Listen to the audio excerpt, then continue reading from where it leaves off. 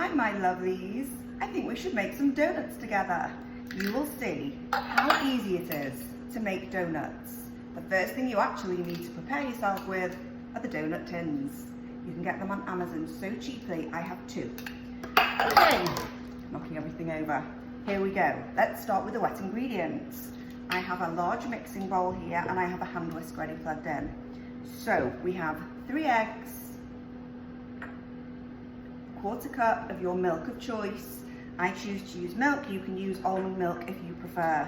And I have 4 tablespoons of melted and cooled butter.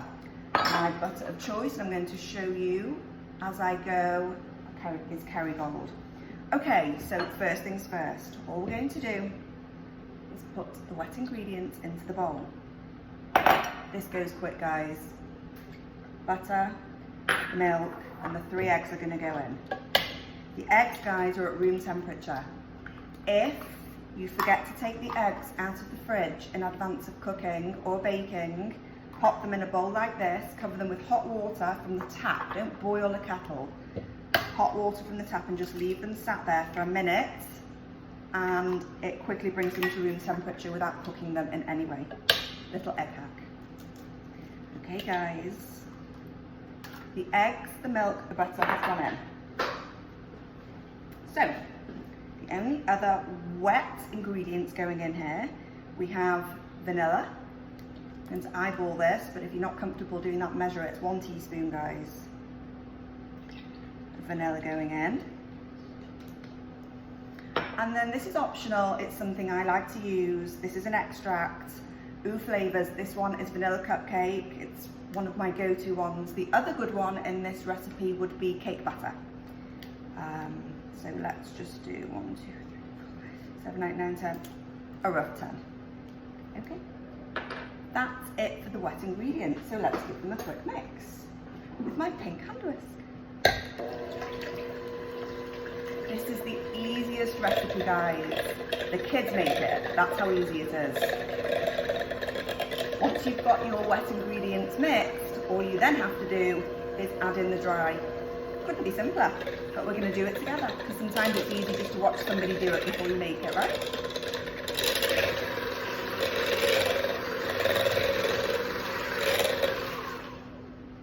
We done. It's not about scrambling eggs here, it's just about mixing the ingredients. Okay, so next we have in here, I've already measured it out just to be quick for you, 1.5 cups of almond flour. Now when you put it, and it's this one, guys, super fine, the makers, Bob's, red mill, super fine almond flour. Once you've actually measured out the almond flour, I tend to, with clean hands, just go through it because sometimes you get great big lumps and the hand whisk doesn't always grab it. So just to avoid any unwanted blobs of almond flour in your recipe, just go through it like that. Okay guys, so I'm literally, the whole thing's gone in. 1.5 cups of almond flour. Then all we're going to add is your sweetener of choice. I am going to use Sucre-N-Gold. I love Sucre-N-Gold. It looks like brown sugar. It's an artificial sweetener. This is what the bag looks like. I get it again on Amazon. 1/3 cup is going in. You can use your sweetener of choice, guys. Okay? Now level it off. 1/3 cup. Straight in. Easy, right? And then we literally have 2 remaining ingredients. Baking powder. I'm just going to put a teaspoon in, and if you want, it does thicken it up and stabilize it a little with some xanthan gum, and 1/2 teaspoon is going in. So let's do that. 1 teaspoon of baking powder, guys. That is not a teaspoon. You always have to level something off flat to get an accurate measurement. 1 teaspoon of baking powder gone in, and we're going to do 1/2 teaspoon-ish of xanthan gum. Guys, as far as ingredients, that's it. Let's give it a mix.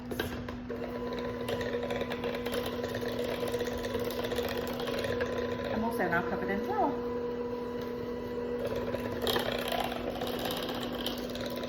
This is so satisfying.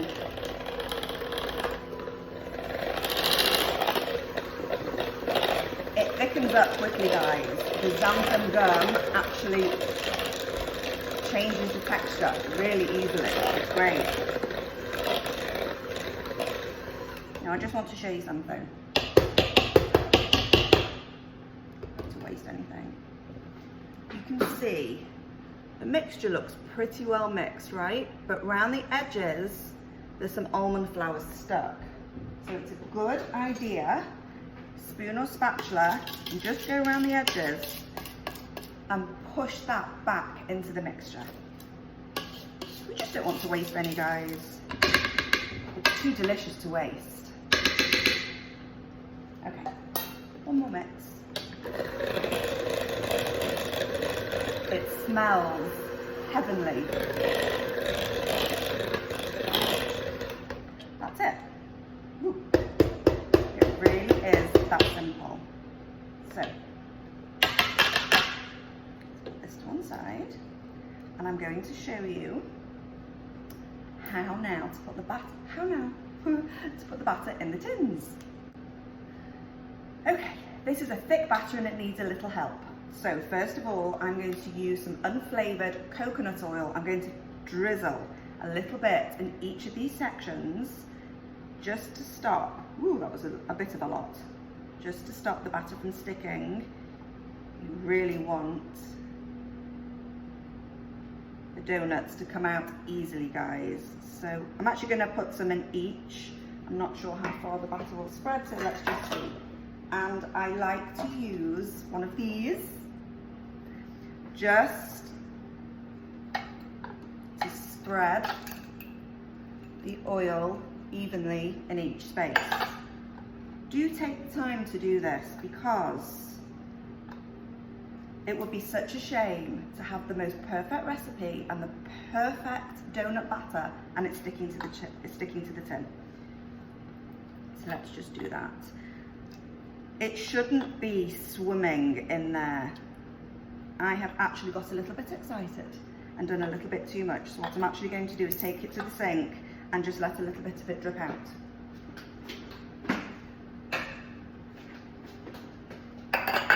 Okay, guys. Now, here is the batter. It's thick. It does not pour like a liquid. So we're going to have to almost manipulate the batter into each space. So I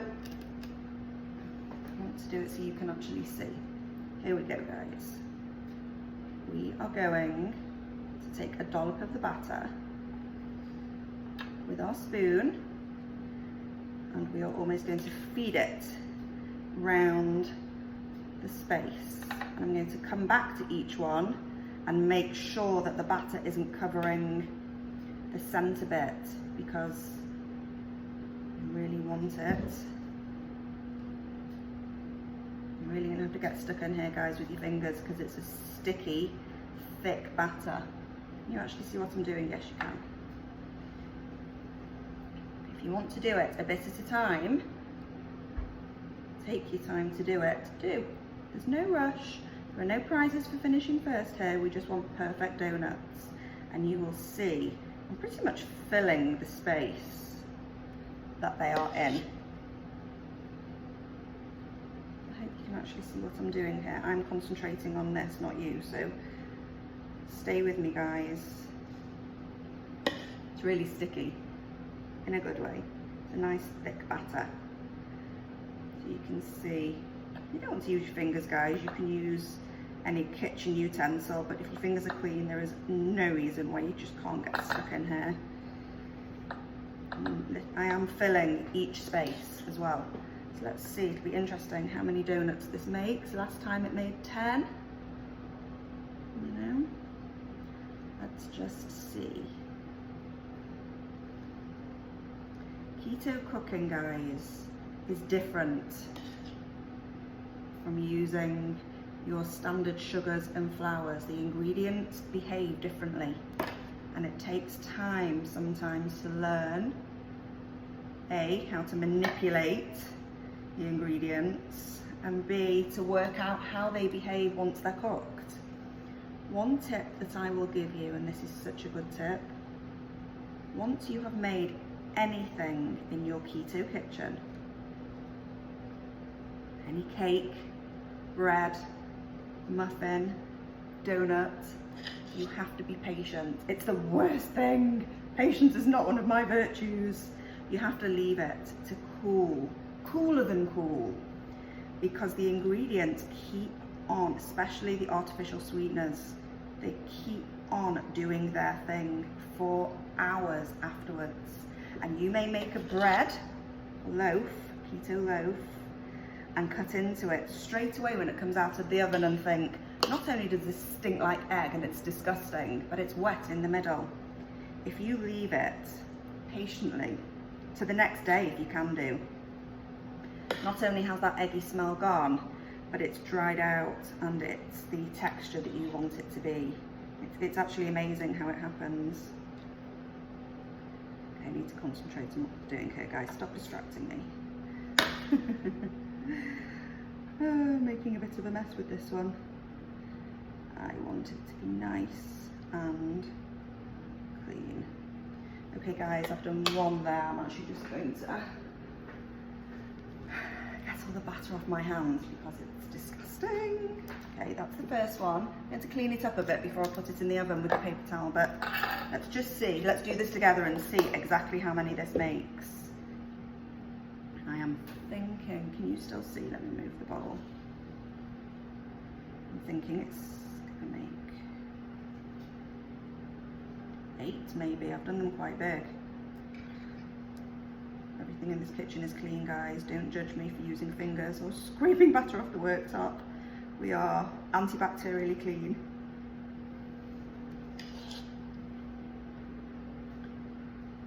Let's get this nice and even. It does just take time a minute to get this exactly right.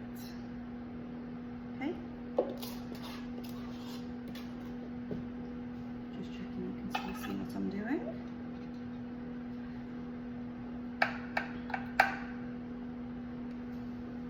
Smells so good, guys, and it's going to smell even better once it's cooked.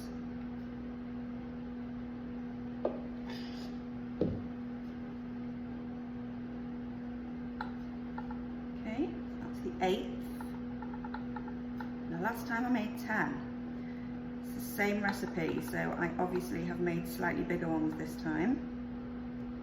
There's nothing wrong with that. Will I make a 9th? Let's see.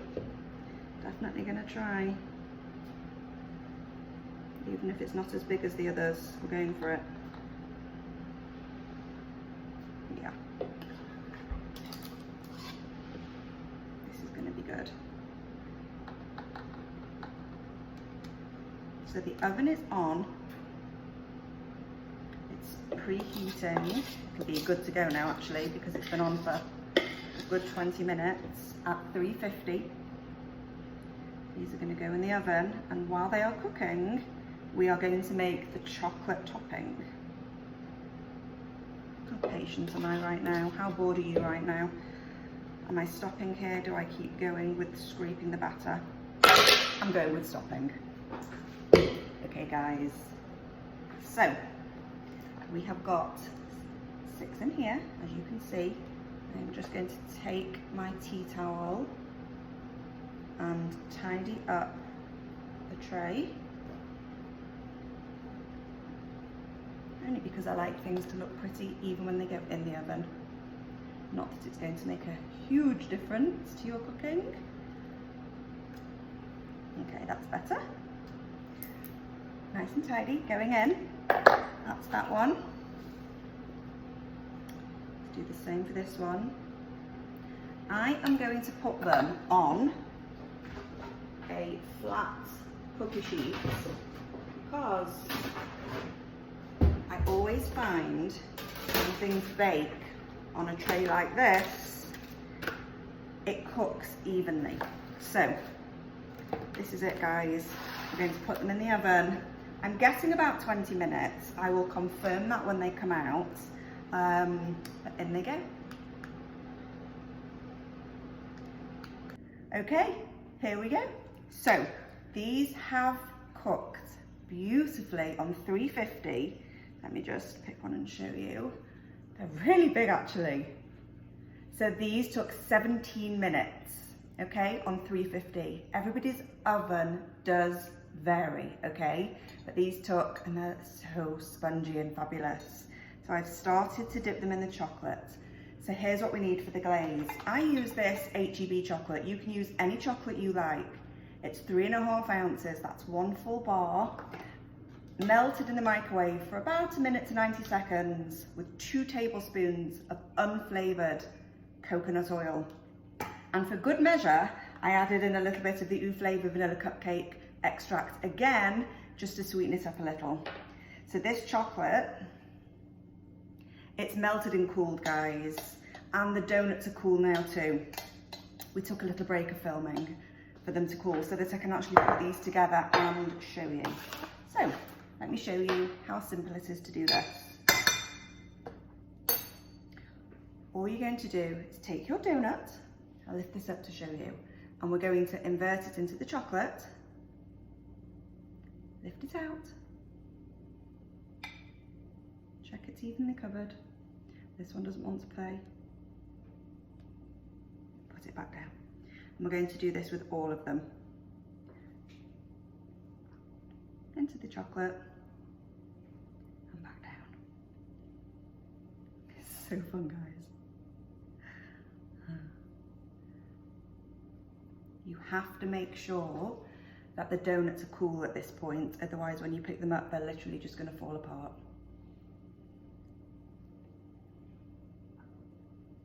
These are going to be amazing. These donuts are pretty big, guys. Honestly, I could have got 12 donuts out of this batter, but I've got 9 giant donuts here, but that's fine. And you can actually see there's all that chocolate left at the bottom as well, but that's fine. So once you've actually glazed your donuts, what I'm actually going to do, just because I've got all this chocolate left with a spoon, is actually drizzle a little bit more on each one, because I don't want to waste this chocolate. So let me just go ahead and do that. Ooh, brother, these look so good. And then, once I've done this and made a giant mess on my worktop, another tip, which I did not do, but you should do, is put some aluminium foil underneath the rack, guys, so that all the chocolate drips onto that and not your worktop. Okay, perfect. So, sprinkles. These are from the Sprinkle Company. They are sugar-free, they are very keto friendly, and that's what I'm gonna go ahead and sprinkle on top of these beautifully now glazed donuts. The kids are gonna love these tonight, guys. And I am too. I'm glad you shared this recipe with me. It was fun to do it with you. Look how pretty. I will post the recipe on my Instagram feed. Do follow me at ketoqueen.la on Instagram.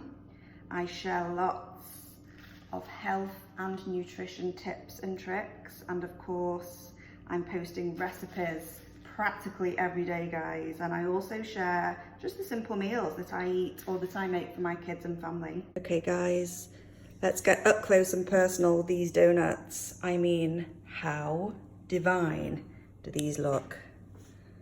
So pleased with them.